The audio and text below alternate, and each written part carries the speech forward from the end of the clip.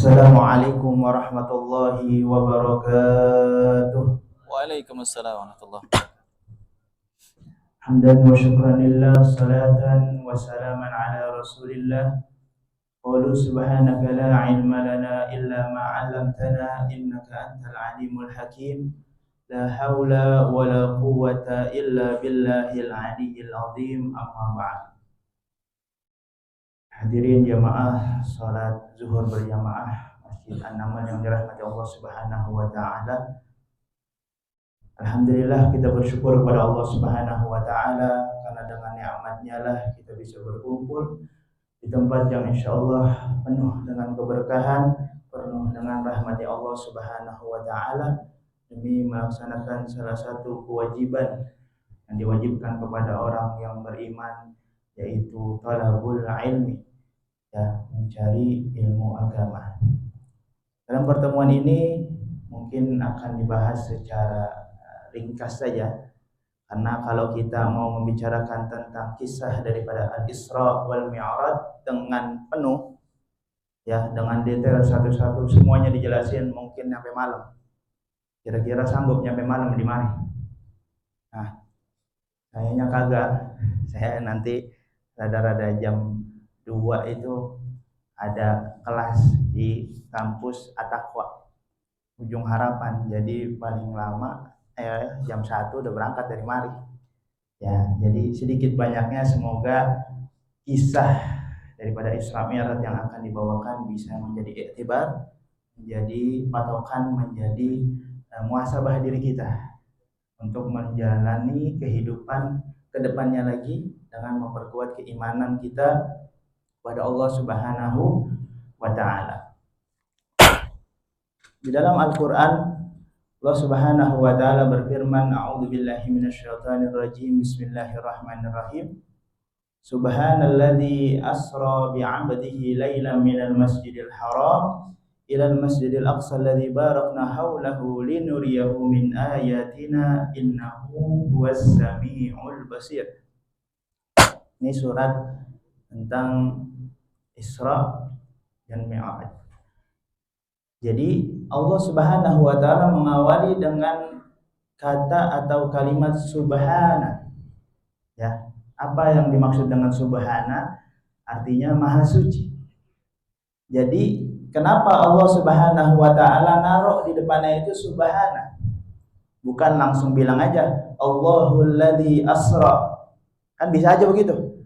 Langsung. Kenapa ditaruh subhana? Ini menunjukkan kepada kita bahwa dalam memahami kisah daripada Al-Isra dan Mi'raj itu dibutuhkan hal tentang mensucikan Allah di dalamnya. Jangan sampai kita memahami kisah Isra dan Mi'raj di dalamnya kita melakukan dosa-dosa kekufuran kepada Allah. Misalnya menyamakan Allah dengan makhluk, nggak bisa. Karena apa? Di depannya sudah disebutkan subhana, maha suci Allah. Jadi kalau kita dengar kisah Isra, kisah Mi'raj dari manapun, kalau misalnya di dalamnya disebutkan hal-hal yang tidak sesuai dengan pengertian akidah Ahlus Sunnah wal Jamaah, maka kisah tersebut adalah batil, tidak benar. Karena apa? Allah sendiri yang ngasih isyarat. Di depannya ada subhana, ya. Lalu poin daripada Isra Mi'raj itu terletak dari salah satu penggalan ayat ini, linuriyahu min ayatina. Jadi Allah Subhanahu wa taala berangkatkan Nabi Muhammad untuk Isra dan Mi'raj itu untuk menunjukkan kebesaran-kebesaran Allah, menunjukkan bukti ketuhanan Allah, bukti bahwasanya Allah itu Tuhannya Nabi Muhammad. Jadi dikasih bukti salah satunya lewat Al-Isra wal Mi'raj.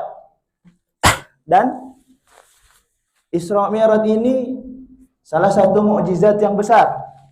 Ya, jadi mukjizat itu ada yang besar, ada yang memang tidak begitu besar, dan Isra Mi'raj ini salah satu yang besar, bahkan disebutkan Al-Isra wal Mi'raj mu'jizatun fil mu'jizah.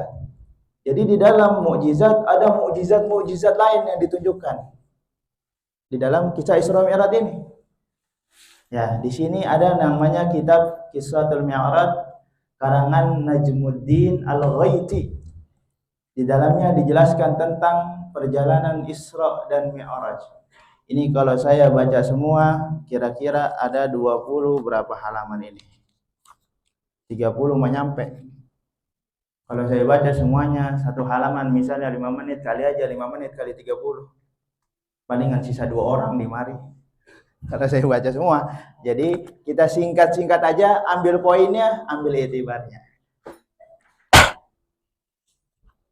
Secara umum kita sudah ketahui kejadian Isra Mi'raj itu malaikat Jibril dan Mikail mendatangi Rasul.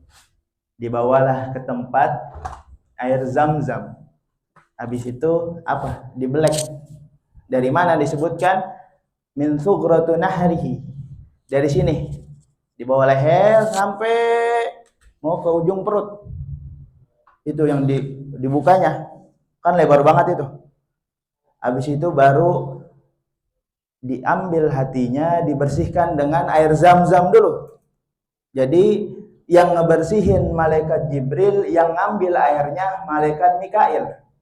Pakai tostin. Tostin itu apa? Kayak tempat air lah, ya. Atau bokor. Jadi tempat air isinya air Zam-Zam. Ambil, cuci lagi sampai 3 kali. Habis 3 kali, yang terakhir diambil satu tostin lagi min zahabin, dari emas. Isinya apa? Hikmah, keimanan. Jadi isinya bukan air lagi, hikmah-hikmah, kebaikan-kebaikan dituangkan ke hatinya baginda Nabi Muhammad sallallahu alaihi wasallam. Jadi sebelum diberangkatin itu dibersihin dulu. Emang Rasulullah hatinya kotor Ustaz, sampai harus dibersihin? Bukan begitu. Namanya Rasulullah juga manusia. Jadi benar-benar harus dalam keadaan yang benar-benar hikmah di dalamnya, keimanan yang kuat. Kadang orang kan namanya manusia ya, nggak ada yang bisa benar-benar sempurna. Rasulullah bisa sempurna salah satunya tadi ini, karena habis dibersihkan terlebih dahulu. Lalu udah dibersihin nih, datanglah buruk. Kan begitu ceritanya ya. Datang buruk. Buruk itu adalah hewan yang lebih besar dari keledai, lebih kecil dari bigol. Bigol itu peranakan kuda dan keledai. Ada yang udah pernah lihat? Belum ada. Belum. Di Marimang ngeliatin mobil, motor, pokoknya. Kalau ditanya APV terbaru, tahu. Alphard terbaru, tahu Ustaz. Bigol udah lihat? Kagak. Orang kagak pernah lewat ya. Yang lewat mobil lagi, motor lagi. Jadi bigol itu dia punya sayap, tapi di pahanya, di bawah. Kalau burung kan dia punya sayap di pinggiran. Kalau sayapnya di pinggiran susah naiknya. Kan begitu, lebar sayap ini. Kalau misalnya di badan sayapnya lebar, naiknya gimana? Kagak bisa. Jadi sayapnya itu diceritakan di bawah, lebar. Jadi sekali ngelangkah itu langkahannya seujung mata memandang. Jauh, langkahannya jauh. Itulah buruk. Dibawalah dengan buruk berangkat. Ya. Kagak ada tarifnya ini, bukan Gojek. Kalau Gojek ditarifin dulu. Buruk berangkat set, nyampelah pertama di tempat pertama, disuruh sholat dulu Rasul. Jadi Rasulullah sebelum adanya perintah sholat dari Allah untuk umatnya, Rasulullah itu udah disuruh sholat duluan, ada sholatnya. Ada yang mengatakan sholatnya cuma pagi sama sore doang, itu udah ada. Jadi Rasulullah itu udah sholat. Jadi berhenti tempat pertama, sholat 2 rakaat. Ditanya sama malaikat Jibril, wahai Rasulullah, tahu kagak ini tempat? Bahasanya gitu ya, tapi ngomongnya kagak begini, ini orang Betawi ngomong begini. Rasulullah, ini udah sholat 2 rakaat, tahu nggak nih tempat? Nggak tahu. Langsung malaikat Jibril bilang, ini adalah At-Thayyibah. Thayyibah itu kalau sekarang disebutnya Madinah Al-Munawwarah. Makanya kan ada qasidah itu, ya Thayyibah, ya Thayyibah, itu kan? Itu Madinah. Jadi dulu namanya Thayyibah. Kadang berubah jadi Yathrib. Sampailah dari kota Madinah Al-Munawwarah. Jadi pertama kali sholat di Madinah Munawwarah, dan malaikat Jibril menyebutkan disinilah tempat nanti orang hijrah dan Rasulullah hijrah. Jadi dari Isra itu udah dikasih tahu Rasulullah tuh bakal hijrah nanti ke Madinah. Udah kelar dari Madinah, berangkat lagi pakai buruk sama malaikat Jibril sama malaikat Mikail. Jadi berangkatnya malaikat Jibril pegangin di atasnya, malaikat Mikail megangin tali buruknya. Ya, berangkat ke tempat kedua. Sholat lagi Rasulullah 2 rakaat. Tanya lagi sama malaikat Jibril, tahu kagak ini tempat namanya apa? Kagak tahu malaikat Jibril. Lalu dikasih tahu, ini adalah Madyan. Ya, tahta syajarati. Siapa yang pernah ke Madyan itu menabi siapa? Ada yang tahu? Yang pernah singgah di Madyan, daerah namanya Madyan, pernah singgah di bawah satu pohon ketika kabur dari kejaran Fir'aun. Nabi siapa? Nabi Musa. Jadi tempat kedua yang disinggahi adalah tempatnya Nabi Musa. Sholat di situ, lalu berangkat lagi ke tempat ketiga. Berhenti di tempat ketiga, tempatnya adalah Bukit apa? Sina, Tur Sina. Tempatnya munajatnya Nabi siapa? Bukit Tur Sina. Nabi Musa. Ya, tempat munajatnya dengan Allah. Ya, di sini dijelaskan tempat munajat, bukan dijelaskan tempat ngomong. Karena apa di Quran disebutkan, kalau ayatnya salah nanti dicek lagi. Wa ma kana li basyarin ayyukallimahu Allah illa wahyan aw wara'a hijab aw arsala rasulan. Jadi di ayat itu disebutkan manusia itu enggak ada yang bisa ngomong sama Allah kecuali dari wahyu. Ya, dikasih wahyu berarti kan lewat malaikat, atau wara'al hijab, tertutup. Jadi enggak tertunjuk gimana bentuknya Allah, enggak ada. Atau apa? Dikirimlah satu rasul. Seperti itu, enggak ada yang bisa. Di dalam ayat ini ada di asbabun nuzul. Kalau kita lihat kitab asbabun nuzul, kenapa diturunkannya ayat ini? Waktu itu orang-orang Yahudi itu bilang sama Nabi Muhammad, wahai Muhammad, kalau kamu beneran Nabi, coba ngomong sama Allah sebagaimana Nabi Musa ngomong sama Allah. Gitu. Langsung Nabi Muhammad bilang, lam yanzur Musa rabbahu. Jadi Nabi Musa itu enggak ngelihat Tuhannya. Akhirnya dituruninlah ayat ini. Tuh, nanti dicek lagi ayatnya. Ayat apa di surat apa, ayat berapa, takutnya salah ucapan saya. Habis itu dari Tursina berangkat lagi. Kemana? Ke Bethlehem. Bethlehem ini tempat dilahirkannya Nabi Yuna Isa alaihi salatu wassalam. Turun di situ. Setelah dari situ barulah ditunjukkan kekuasaan Allah. Ini ada banyak iktibar yang bisa diambil dari sini. Yang pertama, Nabi Muhammad ngelihat jin ifrit. Tahu jin ifrit kan? Pernah lihat kagak? Ada kali di sini yang bisa ngelihat jin gitu kan? Ada jin ifrit ngelihat bawa obor. Jadi setiap Nabi Muhammad noleh, jin ifrit itu ngikutin. Habis itu malaikat Jibril bilang, wahai Rasulullah, mau nggak saya ajarin satu doa? Kalau Rasulullah baca doa ini, itu jin ifrit bakal tersungkur, obornya bakal mati. Lalu Nabi Muhammad menjawab, bala, ya, apa doanya? Ini doanya rada panjang.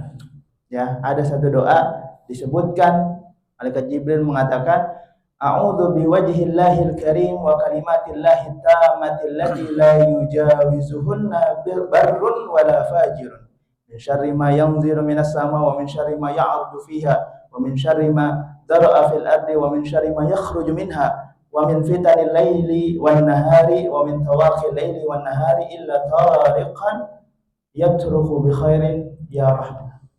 Jadi doanya intinya minta pertolongan kepada Allah dari segala bentuk kesalahan, dari segala bentuk bencana yang turun dari langit, yang naik ke langit, yang keluar dari bumi, yang turun ke bumi, dari fitnah malam dan siang, dari segala bentuk bencana. Apa yang bisa kita ambil dari sini? Bahwasanya segala sesuatu itu semuanya takdirnya Allah. Bahkan Nabi Muhammad aja ketika ada satu kendala itu mintanya sama Allah lewat doa. Ini kadang manusia udah mah susah, kagak punya uang, banyak utang, sholat kagak mau, doa anggot-anggotan, tahu anggot-anggotan. Pokoknya mah malas doanya, mintanya cuman ngeluh aja. Padahal segala sesuatu itu bagi Allah gampang. Kita punya utang 300 T misalnya, ada yang utangnya 300 T. Indonesia utangnya 300 T itu habis dikorupsi. Kira-kira kalau misalnya Allah bilang, nih dibalikin 300 T, gampang apa kagak? Gampang. Kehendak Allah mudah. Rasulullah ngajarin lewat malaikat Jibril bahwasanya kita segala urusan apapun minta sama Allah. Udah minta aja doa, sholat, jangan dikurang-kurangin. Udah dikasih 5, maunya cuma 2 doang. Dikasih 5, yang rame cuma maghrib. Subuh juga kalau bangun, zuhur sama asar, kadang kalau misalnya jauh dari masjid nanti aja udah. Padahal cuma 5 Pak. Pertama turun berapa? 50. Bayangin sholat 50 waktu umat sekarang Pak. Yang 5 waktu aja ya Allah, kadang yang azan di masjid itu dari setengah jam sebelum azan udah manggil-manggilin pakai selawatan. Itu cuma 5 waktu. Kalau 50 waktu ini jam sostek orang sholat doang isinya kagak kerja. 50 waktu. Itu yang pertama. Setelah Nabi Muhammad baca doa itu tersungkur. Jadi jin Ifritah tersungkur. Obornya mati. Habis itu lewat ada kejadian lagi, Rasulullah itu ngeliat ada orang yang bertanam, jadi nanam tanaman, besoknya tumbuh. Nah ketika tumbuh dipanen kan, habis itu panen langsung tumbuh lagi, panen tumbuh lagi. Contohnya misalnya sekarang duren ini lagi musim-musimnya, saya lewat kemana-mana duren semua isinya, duren lagi banyak. Misalnya bapak punya tanaman duren baru jatuh, kan kata orang duren yang paling enak yang jatuh sendiri Pak ya, bukan yang dipetik. Kalau kata saya mah duren yang paling enak Pak yang gratis. Kalau jatuh sendiri bayar juga maka kurang enak, kalau gratis itu baru enak. Nah itu seperti itu, misalnya kita punya pohon duren diputusin, nongol lagi durennya, diputusin, dicabut, nongol lagi durennya. Lalu Rasulullah nanya kepada malaikat Jibril, wahai malaikat Jibril ini tanda apa?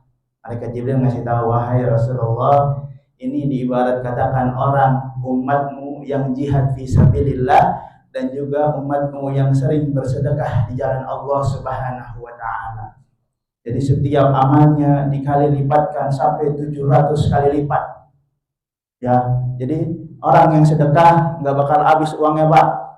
Rasulullah bilang nggak bakal kurang orang yang bersedekah, uang daripada sedekah itu nggak bakal kurang, bahkan bertambah dan bertambah. Tapi kita tahu kalau dilipat gandakan sampai 700 kali lipat, jangan sedekahnya cuma 1000 doang. Ngapa 1000? Itu kata Ustaz 1000 aja jadi 700.000. Udah 1000 aja saya mah. Nah, kalau kita tahu lipatannya lebih banyak, kita justru harus sedekahnya lebih banyak. Kalau 1000 aja jadi 700.000, gimana yang 1.000.000? Coba bayangin. Gaji di sini berapa emang? UMR lewat ya? Apa UMR? Kali UMR 5 juta. Sedekahin 100.000 aja, barang 100.000 Pak. Itu istri mah nggak marah nggak? Tarik aja 100.000 dari 5 juta, sedekahin, itu insya Allah bertambah terus. Karena di sini dijelaskan pengibarat katanya, sebagaimana orang yang nanam baru dipanen tumbuh lagi, dipanen tumbuh lagi, dipanen tumbuh lagi. Habis itu lewat lagi kejadian ada wangi yang harum. Rasulullah nanya, ini wangi apa malaikat Jibril? Malaikat Jibril jawab, ini wanginya Masyitah bintu Fir'aun. Wanginya tukang sisir anaknya Fir'aun. Jadi tukang sisir anaknya Fir'aun namanya Masyitah. Masyitah itu artinya tukang sisir. Jadi kalau bapak-bapak, ibu-ibu namain anak namanya Masito, artinya Kang Sisir. Ya, yang Masito itu artinya tukang sisir. Cuman apa? Nama Masito memang tukang sisir, cuman tukang sisir yang akidahnya kuat. Jadi ketika itu sisirnya tiba-tiba jatuh. Lalu nyebut Bismillah ta'isa Fir'aun. Dengan menyebut nama Allah celakalah Fir'aun. Anaknya Fir'aun bilang, loh ada Tuhan selain Fir'aun? Kan gitu. Iya, Tuhan saya Allah, kata si Masito. Akhirnya diaduin sama Fir'aun. Dibilang, dipastiin, apakah ada Tuhan selainku? Kata Fir'aun, iya, Tuhan kamu dan Tuhan saya sama, Tuhannya Allah. Kesel Fir'aun, orang dia ngakunya Tuhan. Coba misalnya Bapak ketemu Prabowo, ada presiden lain selain saya? Iya, presiden kamu dan presiden saya Anies Baswedan, kan gitu. Misalnya gitu kan, kesel. Nah, ini disebutkan begitu, tauhidnya kuat. Akhirnya mau dimasak, jadi dibunuh semuanya, sekeluarga-keluarganya sampai anaknya yang masih kecil. Tapi tukang sisir ini nyebutin, iya nggak apa-apa, asalkan saya pesan saya dikuburin di satu tempat. Jadi satu keluarga itu dikuburinnya satu tempat. Nah, itulah harumnya si Masito yang mempertahankan akidahnya walaupun tekanannya berat. Makanya kita sebagai orang yang benar-benar beriman, nih akidah kuatin. Apakah kita boleh kerja sama orang non-muslim? Boleh. Terserah kerja di mana aja, asalkan akidah jangan goyah. Kerja di non-muslim, ada hari-harinya punya non-muslim, udah kita kagak usah ngikut. Saya punya aliran sendiri, agama sendiri, agama Islam, tuh baru akidahnya kuat. Jangan digoyang dikit sama uang berubah. Ini hari ini misalnya ada perayaan Natal, yang mau ikut merayain Natal dapat uang pesangon 5 juta, udah geser ikut semuanya. Gitu, goyang iman sama uang doang. Jangankan 5 juta Ustaz, saya kemarin pilkada 500.000 ya saya coblos dah. Ya, jadi pesannya apa? Kuatin iman kita, akidah kita, dimanapun kapanpun kita bertempat, dimanapun kita kerja, dimanapun kita berada, kuatin akidah kita. Lalu lewat lagi ketemu sama orang yang mukulin kepalanya pakai palu godam. Tahu palu godam, Pak? Mungkin kayak palunya Thor kali. Thor tahu kan? Itu gede kan palu Thor itu. Jadi orang itu mukulin terus sampai pecah, palanya lepas, numbuh lagi palanya. Pukul lagi, palanya copot, tumbuh lagi palanya, pukul lagi, terus menerus. Lalu Nabi Muhammad nanya ke malaikat Jibril, ini tanda apa lagi malaikat Jibril? Dikasih tahu sama malaikat Jibril, ini contoh orang yang berat untuk sholat maktubah. Jadi sholat-sholat yang wajib dia berat buat ngelaksanainnya, berat banget nundukin kepala buat sujud, buat sholat susah. Udah azan nanti dulu dah, baru juga azan. Masih ada rokok sebat lagi, udah sebatang lagi, hanya nyampe komat ini.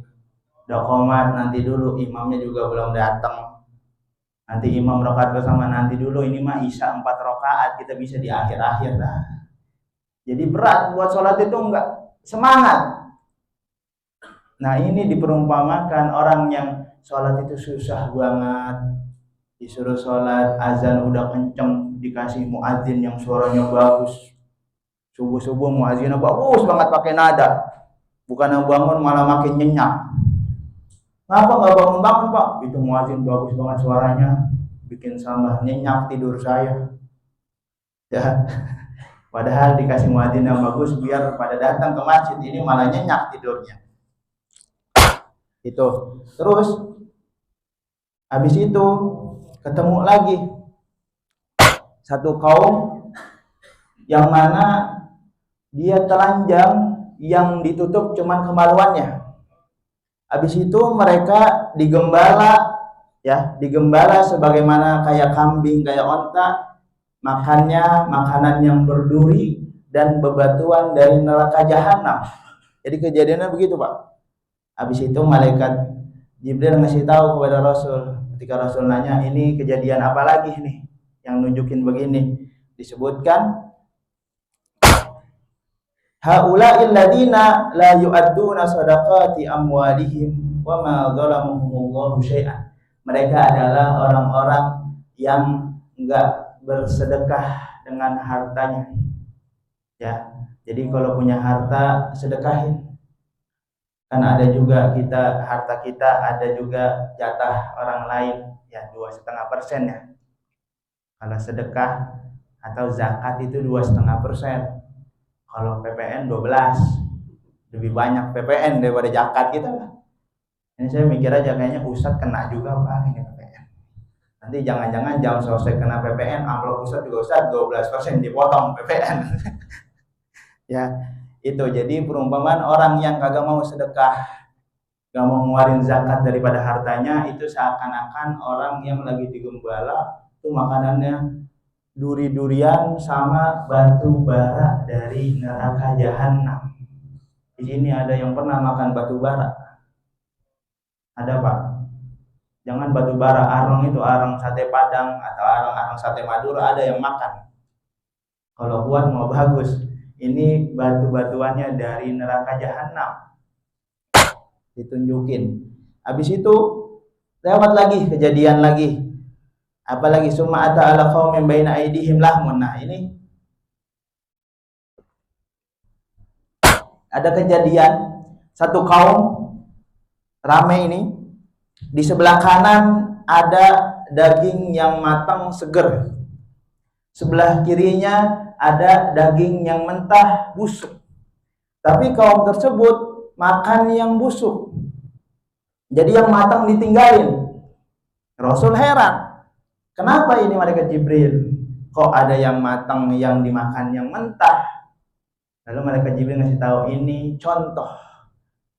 Orang di dunia laki-laki punya perempuan yang udah halal. Bagus, halalan thayyibah. Tuh kalau misalnya MUI kan halalan thayyibah. Udah dicap kalau udah dinikahin udah halal, tapi dia lari ke perempuan yang haram. Sekarang banyak begitu kan, Pak? Banyak apa? Laki-laki udah nikah, habis nikah kayaknya ngeliat bini gua gitu-gitu aja kayaknya. Dulu mah pas pacaran kayak gitar Spanyol. Sekarang udah nikah lurus lempeng, agak ada belok-beloknya. Dah ke yang lain aja dah, pindah dia ke tempat lain. Bermalam ke tempat perempuan yang haram. Atau sebaliknya, perempuan punya suami yang halal. Udah dinikahin sama suami yang halal, dia masih pergi ke laki-laki yang haram, selingkuh. Nah, ini ditandai sebagaimana ada daging yang matang, seger, bagus, dia milih daging yang mentah, udah busuk. Tuh Pak ya, jangan sampai dah.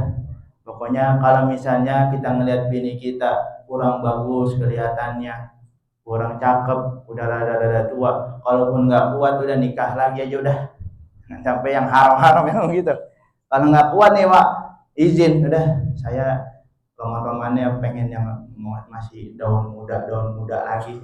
Kalau diizinin bagus, kalau diizinin jangan maksa. Kalau nggak diizinin Pak ya. Kalau punya perempuan Pak, punya istri sudah bagus, akhlaknya bagus, sifatnya bagus, ngizinin kita poligami. Kalau ngizinin ini Pak, saya punya usul, pokoknya ini nasihat saya, kalau belum mati jangan dikubur. Ya Pak ya. Kalau punya istri sifatnya bagus, akhlaknya bagus, sholatnya rajin, sedekah rajin, ngizinin kita nikah lagi. Kalau belum mati jangan dikubur, tangkap polisi nanti. Itulah kejadian. Lalu ada lagi, ini ada banyak, udah mau jam 1 aja nih. Soalnya pada dengerin, saya resep kalau misalnya didengerin. Kadang ada pengajian saya ngomong, ibu-ibu ngomong, bapak-bapak ngomong sana. Lalu Rasulullah ditunjukkan lagi kejadian ada khasyabah, ada potongan kayu besar. Ketika orang lewatin kayu itu, nyobek baju orang tersebut, mau ngelukain orang tersebut. Kejadiannya begitu. Dikasih tahu sama malaikat Jibril, ini contoh orang yang diam di pinggir jalan, lalu yasuddut thariq, dia gangguin orang lagi di perjalanan, entah misalnya ngebegal, ya, atau apalagi pokoknya, atau cuman sekedar lemparin batu. Ini ada motor lewat lemparin batu udah biar jatuh. Nah ini orang yang iseng di jalanan itu diperumpamakan sebagaimana ada khasyabah, potongan kayu yang kalau dia lewatin itu langsung nyobekin bajunya, mau ngelukain dia. Karena kita nggak boleh kalau lagi di pinggir jalan jangan isengin orang yang lagi di jalan. Habis itu ada kejadian lagi. Ada orang yang berenang di sungai, sungainya penuh darah. Lalu dilemparin pakai batu. Jadi lagi berenang nih, sungai penuh darah, lemparin pakai batu. Malaikat Jibril ngasih tahu ini perumpamaan orang yang makan riba. Nah, makanya tinggalin dah tuh riba. Mau riba apa aja udah tinggalin. Jangan sampai kita terjerumus dalam sesuatu yang riba. Ada lagi, ada orang yang bawa kayu bakar, ya, lagi bopong kayu bakar, udah nggak muat ini. Misalnya kita manusia cuman cukupnya di 5 kilo, itu udah berat banget, nggak muat, udah nggak sanggup, tapi masih terus diangkut lagi. Pokoknya 5 kilo, pokoknya apa aja kayu bakar yang ada masukin. Saya mau bawa semuanya, walaupun saya nggak mampu bawa semuanya. Lalu malaikat Jibril ngasih tahu ini perumpamaan orang sebenarnya nggak bisa megang amanah, tapi mau ngambil terus tuh amanah. Misalnya aslinya dia nggak mampu jadi ketua masjid, misalnya nggak mampu dia jadi ketua masjid, tapi pokoknya saya pegang masjid ini, padahal nggak mampu. Atau udah megang satu, megang yang lain lagi.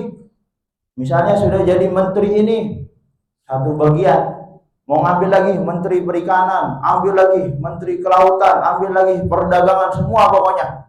Ada urusan negara saya semua yang megang. Nah itu nggak bisa. Orangnya serakah, padahal dia nggak mampu. Kan ada begitu di Indonesia ya. Orang nggak mampu semuanya. Dulu tuh pas zamannya sebelum ini, ada satu menteri urusan apa PPKM itu COVID dia pegang. Nanti ada urusan udara, bahkan terakhir tuh urusan yang udara itu di Jakarta masih mau dipegang juga Pak. Itu udah semua tuh, masalah tanah dia pegang, air dia pegang, udara. Saya curiga di Avatar ini semuanya dipegang.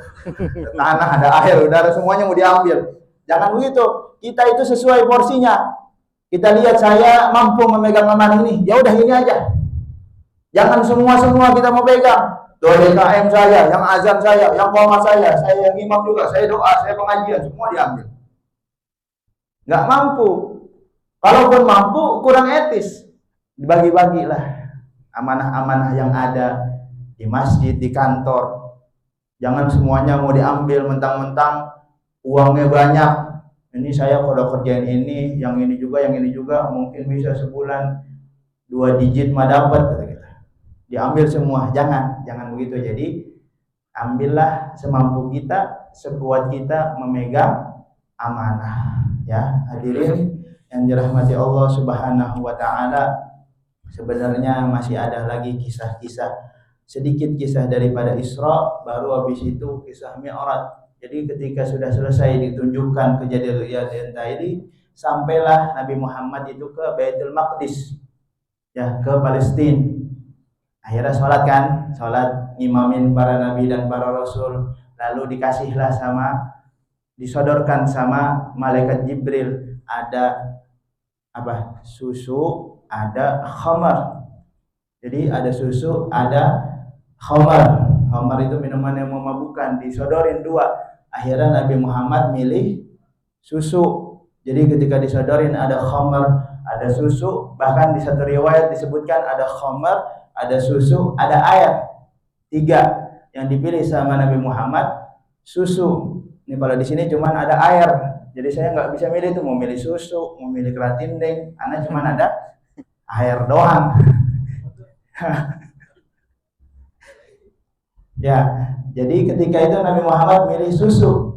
Akhirnya disebutkan malaikat Jibril ngasih tahu, untung kamu memilih ikhtarta al-fitrah, milih yang suci.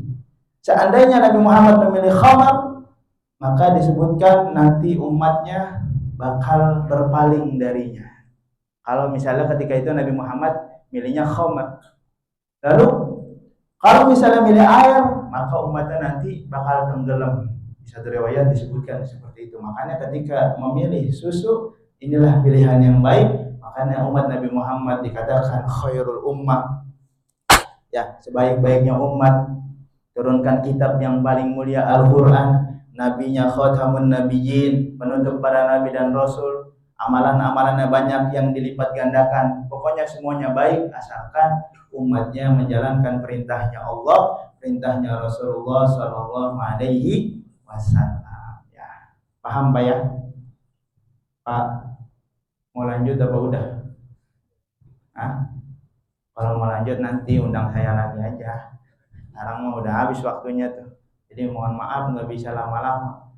Sebelum-sebelumnya saya belum ngajar jadi dosen, jadinya waktunya banyak. Ini Kamis saya ada jadwal. Saya bilang sama Pak Ronald, Pak, saya bisa ngisi tapi jam 1 saya harus berangkat. Oh boleh Ustaz, ya udah kalau misalnya boleh saya sanggupin. Kalau masih kurang besok saya khutbah Jumat di mari juga ya. Saya khotib besok di sini juga. Ya kalau masih kurang sama ocehan saya besok sholat Jumat. Ya nggak disuruh gitu juga harus sholat Jumat ya. Nggak harus nungguin ocehan saya, sholat Jumat mah sholat Jumat aja. Ya Pak ya. Semoga pertemuan ini adalah pertemuan yang berkah, yang bermanfaat dan kita bisa mengambil ilmu-ilmu atau pemahaman atau intisari daripada kisah-kisah tadi sehingga kita bisa menjalankan ibadah kepada Allah Subhanahu wa taala dengan tuntunan-tuntunan yang diajarkan oleh Rasulullah sallallahu alaihi wasallam. Amin ya rabbal alamin. Ala hadhihi niyyah wa ala kulli niyatin salihah ila hadratin Nabi Mustafa Rasulullah sallallahu alaihi wasallam. Al-Fatihah. A'udzu billahi minasyaitonir rajim. Bismillahirrahmanirrahim. Alhamdulillahirabbil alamin arrahmanir rahim maliki yaumiddin. Iyyaka na'budu wa iyyaka nasta'in ihdinas siratal mustaqim siratal ladzina an'amta 'alaihim ghairil maghdubi 'alaihim waladdallin. Amin. Sekian, kurang lebihnya mohon maaf. Wabillahi taufiq wal hidayah wal ridha wal inayah. Wassalamualaikum warahmatullahi wabarakatuh. Waalaikumsalam warahmatullahi wabarakatuh.